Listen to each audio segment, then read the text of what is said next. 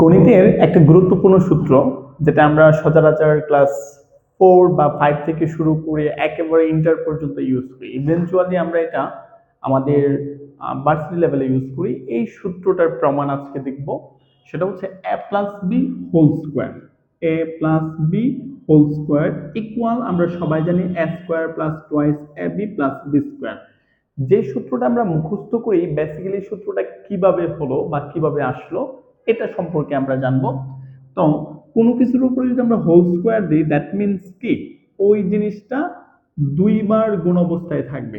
এর মানে a plus B whole স্কোয়ারকে আমি a plus B into a plus B লিখতে পারি।